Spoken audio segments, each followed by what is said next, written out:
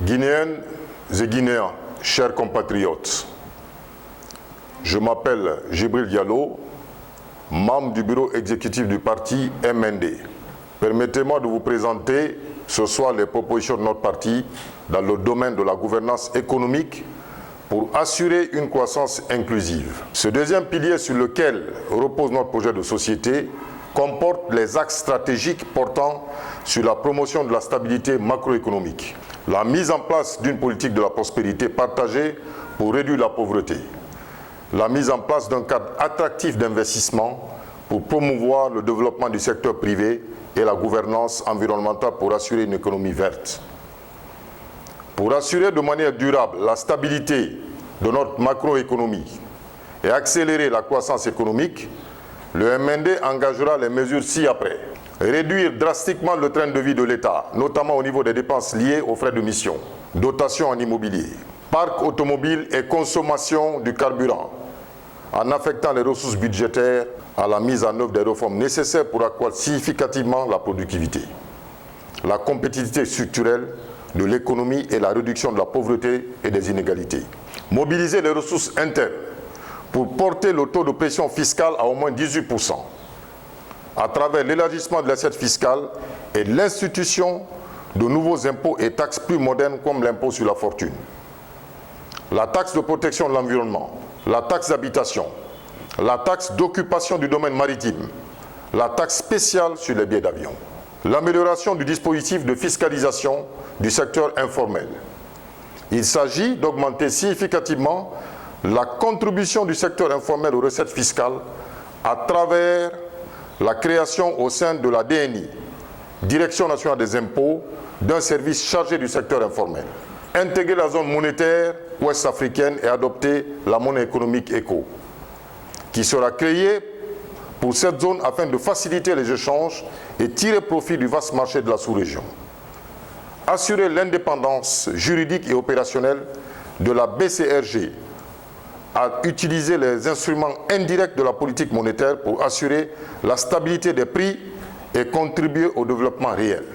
En portant son choix sur une option de développement libéral qui place le secteur privé au centre de notre programme de développement en tant que véritable moteur de la croissance économique et de création de l'emploi, le MND engagera les mesures suivantes. L'amélioration de l'accès à des crédits bancaires, à des services financiers diversifiés et adaptés aux besoins du secteur privé. La simplification du système fiscal guinéen en général et du régime fiscal des PME et PMI en particulier. La simplification des procédures en matière de construction, de transfert de propriété et d'accès à l'eau et à l'électricité. Le renforcement des capacités du secteur privé. Pour garantir une croissance inclusive et réduire considérablement la pauvreté dans notre pays, le MND compte mettre en œuvre une véritable politique sectorielle et de diversification de l'économie en faisant de l'agriculture et de l'agro-industrie le véritable socle de notre développement économique. Faire bénéficier le monde rural des retombées positives du développement du secteur minier à travers une demande accrue des produits agricoles et l'utilisation des infrastructures de transport des produits miniers. Créer un statut de jeunes agriculteurs modernes pour favoriser le retour à la terre et inverser la tendance à la migration vers les villes. Lancer l'initiative présidentielle 1000 communautés en 1000 jours, qui consiste à apporter le développement communautaire à la base en faisant converger plusieurs actions de développement dans ces entités. Forage, panneaux solaires, infrastructures scolaires, sportives, sanitaires, etc.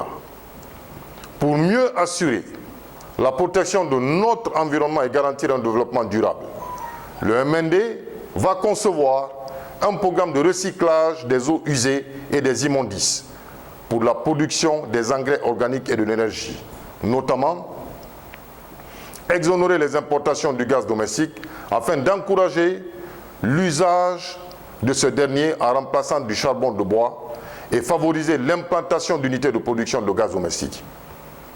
renforcer les capacités des acteurs intervenant dans le secteur par l'augmentation des effectifs des agents publics de l'environnement et la formation des acteurs du secteur privé.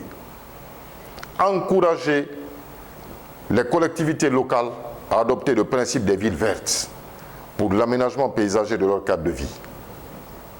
Chers compatriotes, telles sont ainsi résumées les propositions que notre parti a formulées dans notre projet de société en vue d'assurer la stabilité du cadre macroéconomique. Ces réformes de politique budgétaire, monétaire et structurelle sont nécessaires pour attirer les investisseurs en assurant la rentabilité de leurs affaires. Elles permettent ainsi à notre pays de passer du scandale géologique au scandale de la prospérité partagée.